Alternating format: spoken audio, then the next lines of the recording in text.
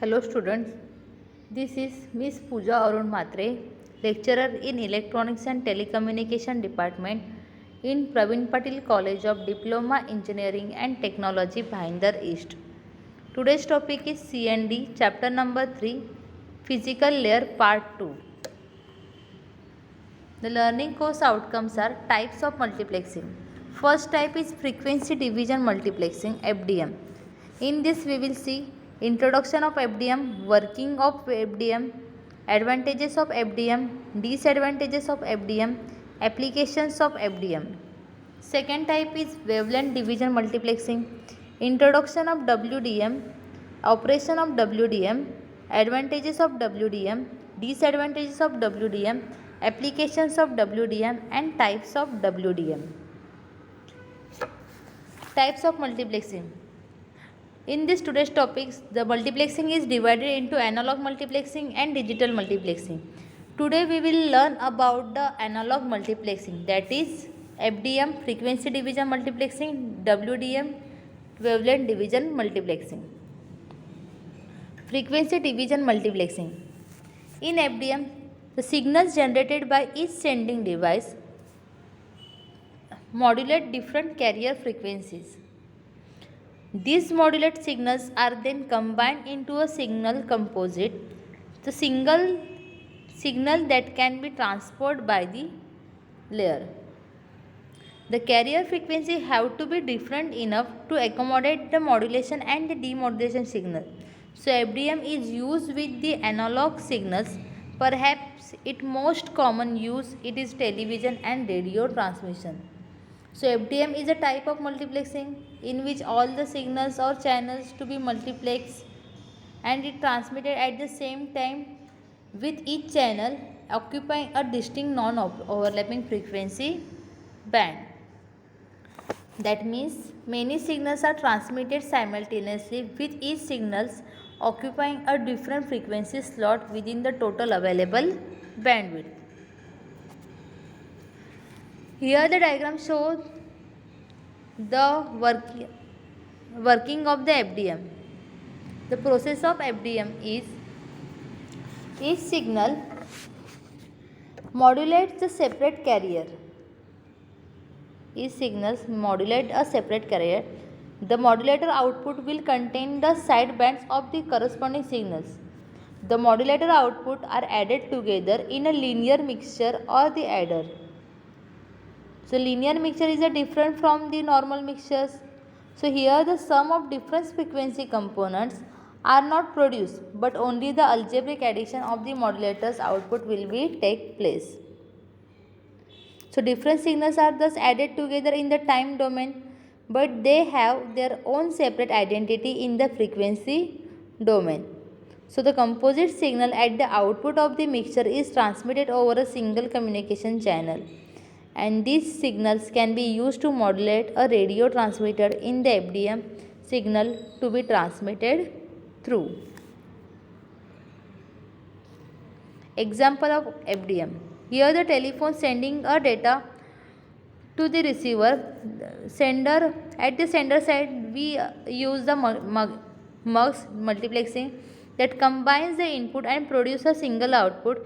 Then that single output take a carrier frequency, then carrier frequency is added into the original data, then carrier frequency and original data is added in a mixer, and then mixer sends a output to the receiver side. Receiver side receive a data and demultiplexer receive a data into a single channel and produce a separate original signal. That means composite signal it converted into a single signal. Advantages of multiplexing. Frequency division multiplexing. It is simple and inexpensive. It is not sensitive to propagated delays. It allows maximum transmission link uses. Due to slow narrow band, fading only signal channel gets affected. That means demodulation of FDM is easy. Due to the slow narrow band, fading of the signal gets affected, and FDM does not need synchronization between the transmitter and the receiver. Disadvantages of FDM. In FDM, it is need of the filters which are very expensive and complicated to construct and design.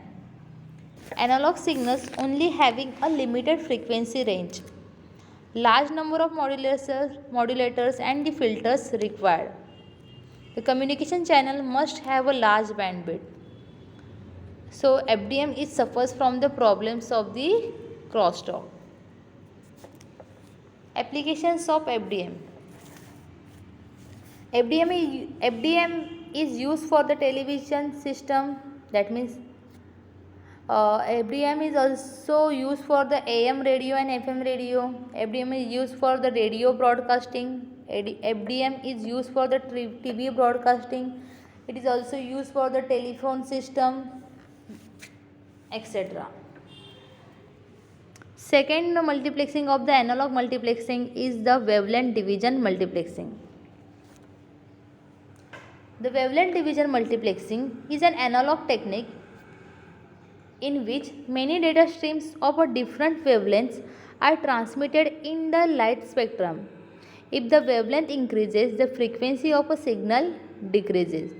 So a prism which can turn different wavelengths into a single line can be used at the output of mux and input of demux. So light has a different wavelength, that is colors. Each color of light carries a separate data channel. Here the diagram showing the working of WDM. In WDM the number of inputs are connected to the mux, and the mux produce a single output. Then the single output is transmitted through the prism. The single output is transmitted through the prism, that is a optical amplifier. Amplifier amplifies the data, and that amplified data is sent to the receiver side through the physical medium, that is the optical fiber cable. Then optical fiber cable at the receiver side there is also prism as a wavelength division. So the amplified data is de-amplified as at the receiver side, and that de-amplified data is passed to the demultiplexer. Demultiplexer divide the combined signal into the number of channels, and that the signal is composite signal is separated as a single signals and produce the output. So WDM operation is same general architecture as FDM. WDM has the same architecture as the FDM, but there is a prism for the wavelength. So number of sources generating a laser beam at the different frequencies. So multiplexer consolidates source for the transmission over a single fiber optical amplifiers. So optical amplifiers amplify all the wavelengths, and demux separates the channel at the destination. Advantages of WDM. WDM is a quite simple technique. The optical link provides a greater bandwidth. It allows a secure transmission of optical data. This technique increases the signal carrying capacity of the system. Disadvantages of WDM. The presence of optical components increases the overall cost of the system. The second disadvantage is the proper wavelength spacing must be required, otherwise it will lead to signal interference. Application of WDM. The technique of wavelength division multiplexing is used in a SONET network that includes multiplexing and demultiplexing of various optical fiber cable. Types of WDM. The WDM technique is mainly classified into two categories, CWDM and DWDM, that is code division multiplexing and dense wavelength division multiplexing. First is a code division multiplexing. CWDM is stand as a code division or a coarse wavelength division multiplexing. It is also known as a code division multiplexing also. Here the number of channels supported by the system more as a compared as a standard wavelength division multiplexing technique. The different channels are separated at a wavelength around 20 nanometer. It is a cost efficient and has the ability to support 18 channels over a single optical link. It is used for the distance up to 120 km, which is more than WDM.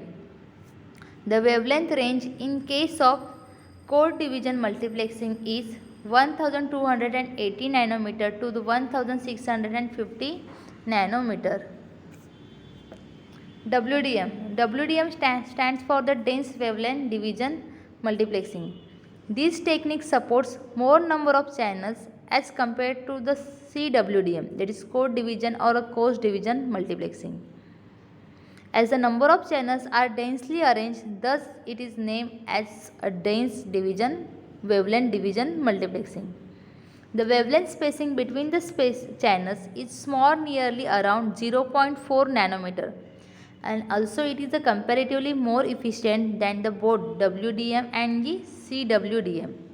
It supports a wavelength range from the 1450 nanometer to the 1650 nanometer.